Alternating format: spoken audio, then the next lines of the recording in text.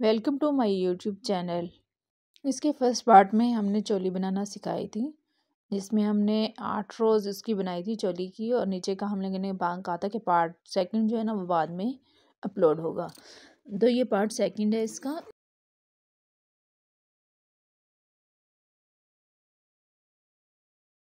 Part second में हम चोली का अगला हिस्सा बनाना शुरू करेंगे, मतलब नीचे वाला फ्रॉक, जो नीचे का हिस्सा होता है, नीचे का पार्ट होता है। तो जहाँ पे हमने इसको छोड़ा था वहीं पे हम इसको आगे बनाना शुरू करेंगे। एक चेन यहाँ पे हमने जो है ना वो ली हुई है।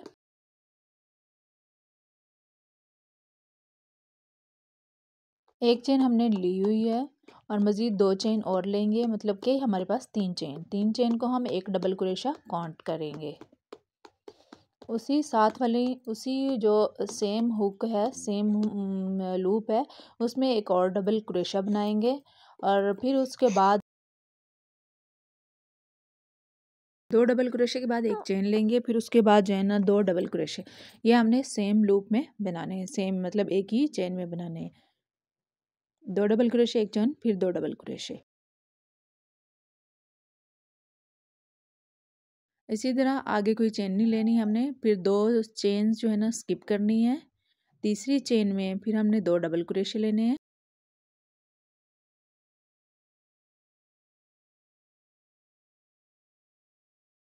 फिर एक चेन लेंगे, फिर उसी सेम लूप में 2 डबल क्रोशे बनाएंगे।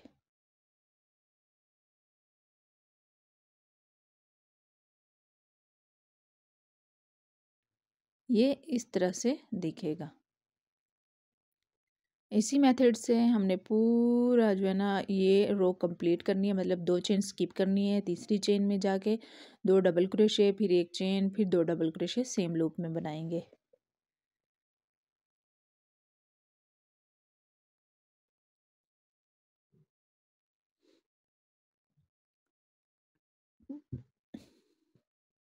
ये हमारी एक रो जो है कंप्लीट हो गई।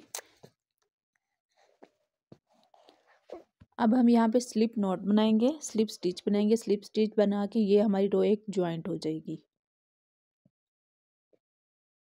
उससे आगे एक और स्लिप स्टिच बनाएंगे, क्योंकि हमने वहाँ पे लूप में जाना है। तो लूप में जाने के लिए एक और स्लिप स्टिच बनाएंगे इस तरह से।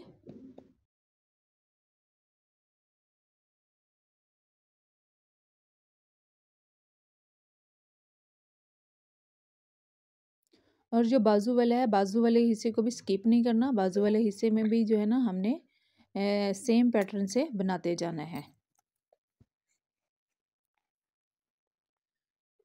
अब यहाँ पे हम जो है ना फिर से 3 चेन लेंगे। 3 चेन का मतलब होता है कि मतलब एक डबल क्रोशा, फिर दूसरा डबल क्रोशा बनाना है, मतलब 2 डबल क्रोशे हो गए, फिर एक चेन और फिर 2 डबल क्रोशे सेम लूप में बनाएंगे।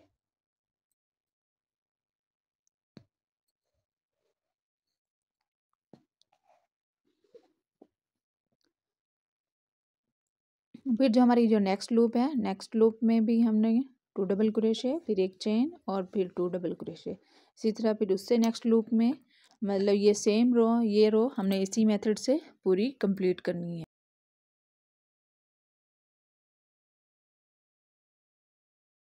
2 डबल क्रोशे बनाए, एक चेन, फिर 2 डबल क्रोशे, फिर सेकंड लूप में भी यही सेम मेथड से, और इसी पूरी मेथड से जो है ना हमने ये रो भी कंप्लीट करनी है। मतलब 2 रो जो है ना हमारी सेम मेथड से कंप्लीट हो जाएंगी। जो थर्ड रो आएगी ना, थर्ड रो में फिर हमने 3 डबल क्रोशा और फिर उसके बाद एक चेन, फिर 3 डबल क्रोशा। इसमें हमने 2 डबल क्रोशा, एक रो और 2 डबल क्रोशा बनाया था, तो उसमें हमने 3-3 के हिसाब से बनाना है। टोटल जो हमारे पास स्लीव्स है ना, मतलब ये जो पत्तियां बनी है ना, टोटल मेरे पास ये 19 है। 19। तो ये आगे से इसका घेर जैसे फैलाव कैसे होगा, क्योंकि हम लोगों ने डबल क्रोशे बढ़ाते जाना है। मतलब थर्ड रो में जो है ना हमारे 3 डबल क्रोशे, एक रो और 3 डबल क्रोशे होंगे।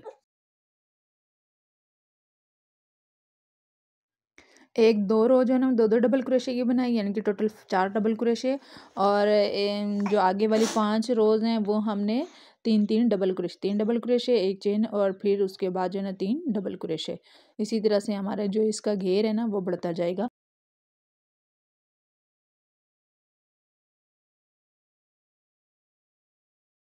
यहाँ से यहाँ तक जो है ना हमने सेम ऐसे ही सेम पैटर्न से बनाना है। अब हम इसकी लास्ट रो बनाएंगे, यानी कि ये हमारा जो है ना कंप्लीट हो गई। अब आखिरी रो जो हम लोगों ने इसमें बनाना है ना,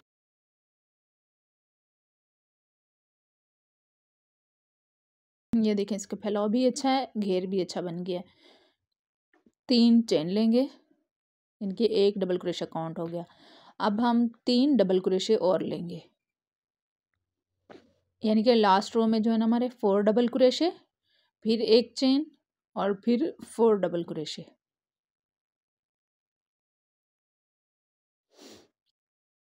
एक चेन ली, फिर उसके बाद जो है ना हमने उसके सेम लूप में 4 डबल क्रोशे। इसी पैटर्न से हमने अपनी पूरी ये रो जो है ना कंप्लीट करनी है।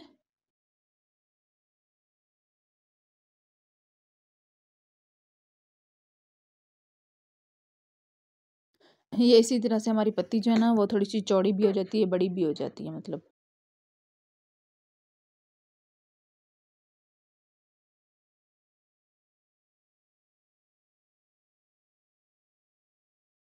अब नेक्स्ट लूप में भी 4 डबल क्रोशे, एक चेन और फिर उसके बाद 4 डबल क्रोशे। ये हमारा एक लीव यानी कि एक पत्ता बन जाएगा।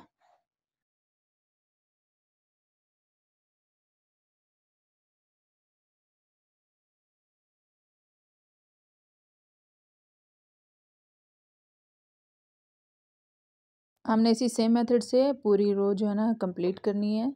तो ये हमारा सेम मतलब ऐसे ही बनता जाएगा।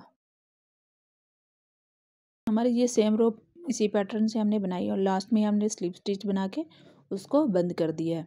ये लास्ट वाले पत्ते हमारे चौड़े से बन गए और इसका गिराव भी बहुत ज़बरदस्त, बहुत मज़े का बना है और ये बहुत प्यारी फ्रॉक बनी है।